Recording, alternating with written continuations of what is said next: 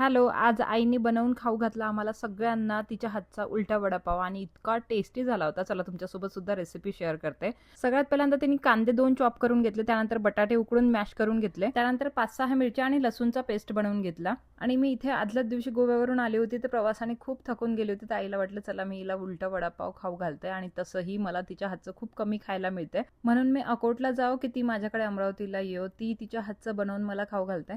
पहिल्यांदा तिने पुदिन्याची चटणी बनवून घेतली. त्यानंतर मग काय केलं, एक कढईमध्ये तेल घातलं आणि त्यानंतर त्यामध्ये मोहरी, जिरं आणि अख्खे धने घातले. त्यानंतर मग तिने जो कांदा चॉप करून ठेवला होता तो घातला आणि छान त्याला परतवून घेतलं. आणि हो, याला लवकर होण्यासाठी तिने त्यामध्ये मीठ घातलं आणि मस्त गोल्डन ब्राऊन कांदा होईपर्यंत तिने त्याला परतवून घेतलं. आणि त्यानंतर मग हा जो मिरची आणि लसूणचा पेस्ट बनवून घेतला होता तो घातला आणि त्याला पण छान परतवून घेतलं.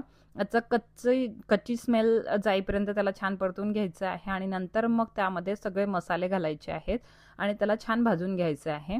तर त्याला भाजल्यानंतर मग जे बटाटे आपण मॅश करून ठेवले होते ते घालायचे आहे आणि त्याला छानपैकी मिक्स करून घ्यायचे आहे. लास्ट मला त्यामध्ये कोथिंबीर टाकायची आहे. नंतर मग आपल्याला बेसन गाळून घ्यायचं आहे आणि बेसनामध्ये थोडा ओवा आपल्याला क्रश करून टाकायचं आहे. नंतर मग जिरं आणि नंतर थोडं मीठ आणि नंतर पाण्याने भिजवून घ्यायचं आहे. आई तिचं ते रेडी करत होती, तोपर्यंत इकडे पप्पांचा कॉल आला आणि नंतर मग मी त्यांना व्हिडिओ कॉल करायला लावला, कारण मला नेहूसोबत बोलायचं होतं आणि मी बसली नेहूसोबत बोलत. तोपर्यंत आईने काय केलं, इकडे भजे काढून घेतले. हे भजे त्याची चटणी बनवायला आहे. भजे थोडे थंड झाल्यानंतर आईने काय केलं, त्याला मिक्सीच्या पॉटमध्ये टाकलं. त्यामध्ये थोडे फुटाणे आणि 10-12 लसणाच्या कड्या, नंतर मग मीठ, तिखट आणि थोडी साखर टाकून त्याला मिक्सीमधून काढून घेतलं आणि इथे अशा प्रकारची चटणी रेडी आहे. आणि नंतर मग जे ब्रेड असतात ना, त्याला ग्लासनी कापा नाही तर मग वाटीने कापा आणि अशा प्रकारचं गोल बनवून घ्या. त्यानंतर त्यावर हिरवी चटणी, ती लाल चटणी, नंतर मग आणखी एक ब्रेड, नंतर दोन्हीही साईडनी ही जी आपण बटाट्याची चटणी बनवून ठेवलेली आहे ना, ही लावायची आहे. आणि त्यानंतर त्याला बेसनात डुबवून दोन्ही साईडनी बेसनाने कव्हर करून नंतर मग तुम्हाला तळायचं आहे. आणि त्यानंतर तुमचे जे वडापाव आहेत, उलटे वडापाव रेडी आहेत.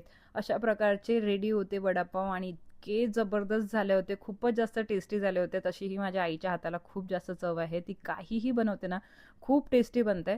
नंतर आम्ही सगळ्यांनी हा उलटा वडापाव एन्जॉय केला. सगळ्यांना वडापाव खूप जास्त आवडला होता. तुम्हाला जर रेसिपी आवडली असेल तर नक्की ट्राय करा.